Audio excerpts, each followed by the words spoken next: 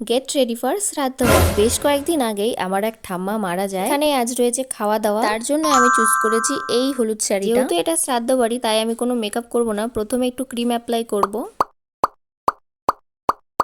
তারপরে ক্রিমটা ভালোভাবে মুখের সাথে ব্লেন্ড করে নেব। আর ক্রিমটা দেওয়ার পরে দেখো মুখের মধ্যে না একটা আলাদাই গ্লো আসছে। অনুষ্ঠান যেহেতু দিনের বেলায় তাই সানস্ক্রিন দেবো।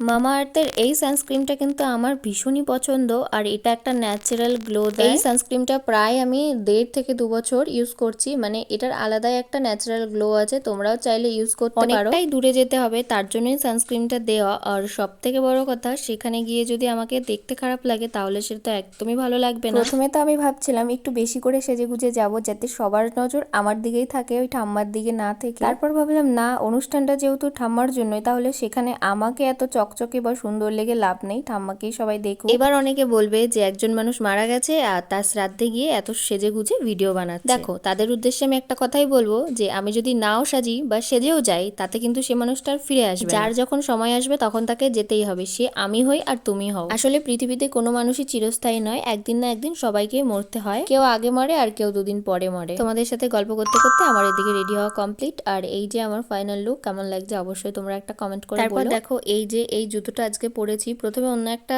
চুজ করেছিলাম, বাট তারপর দেখলাম না, এটাই বেশ মানাচ্ছে। ভিডিওটা ভালো লাগলে সাবস্ক্রাইব করে দিও। দেখা হবে নেক্সট ভিডিওতে, বাই।